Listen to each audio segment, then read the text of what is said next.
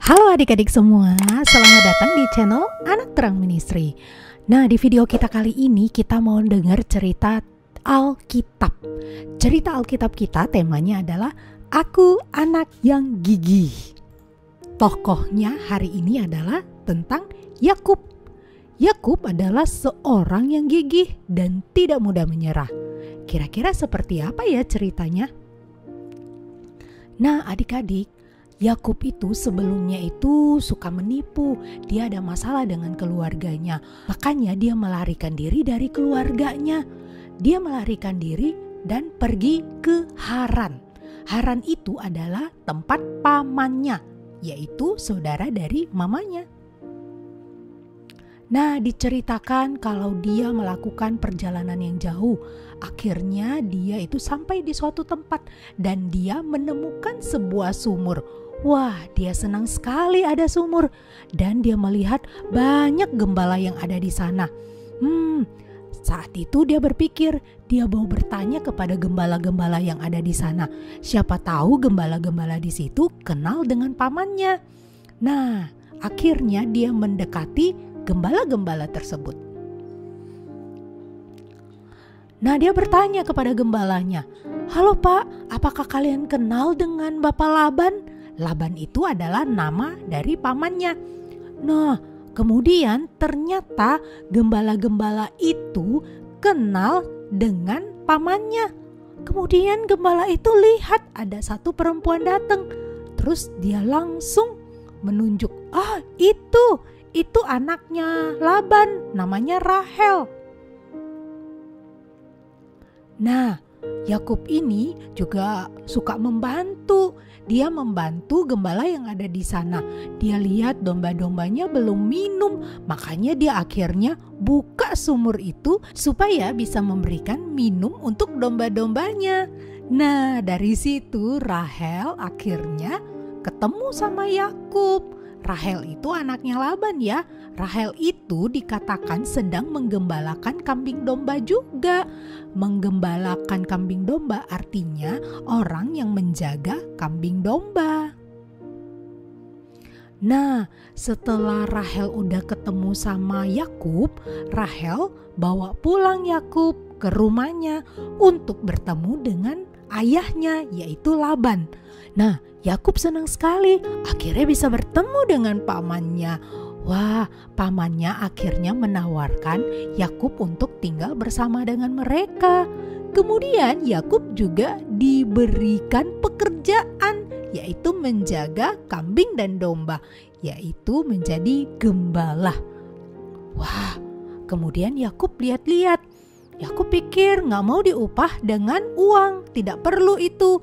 Kemudian dia lihat-lihat, Laban punya 2 anak perempuan, namanya Lea dan Rahel. Nah, yang Lea yang berbaju ungu, kalau yang Rahel yang berbaju merah. Nah, dia melihat-lihat dan dia suka kepada Rahel. Kemudian Yakub berkata kepada Laban, "Aku suka kepada Rahel. Aku akan kerja selama 7 tahun. Tapi gak usah dibayar dengan uang. Sebagai bayarannya, aku mau menjadikan Rahel sebagai istri saya." Nah, itulah yang diinginkan oleh Yakub. Yakub ingin Rahel menjadi istrinya. Wah, Yakub bekerja dengan semangat selama 7 tahun. Wah, 7 tahun padahal kan lama banget ya.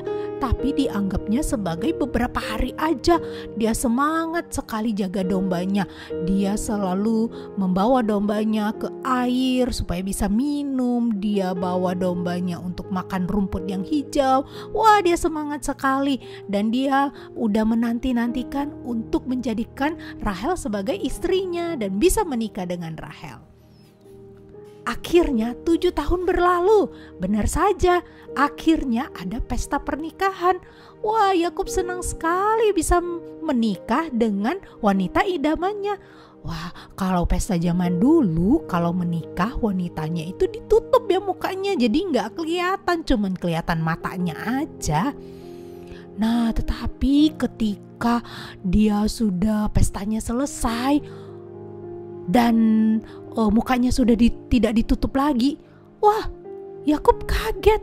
Loh, kok yang dinikahin bukannya Rahel, tetapi malah Lea kakaknya.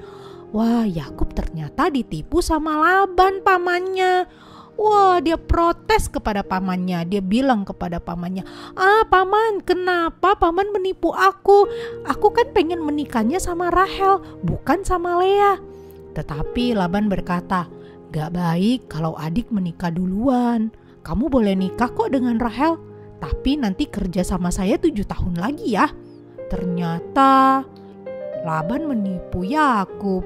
Tapi apakah Yakub mau kerja sama Laban 7 tahun lagi demi untuk mendapatkan Rahel, demi menikah sama Rahel?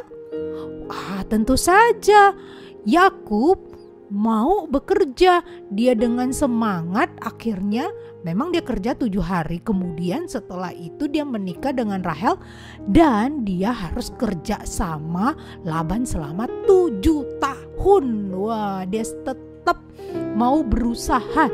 Dia gak menyerah. Walaupun yang dia sebelumnya inginkan tidak dapat, tapi dia gak langsung menyerah, gak mau kerja lagi atau ngambek, tidak. Tetapi dia mau berusaha dengan keras, dan akhirnya Yakub menikah dengan Rahel. Adik-adik, dari cerita ini kita diajarin untuk jangan mudah menyerah. Ketika kamu merasa susah di dalam pelajaran, jangan langsung menyerah dan tidak mau belajar lagi.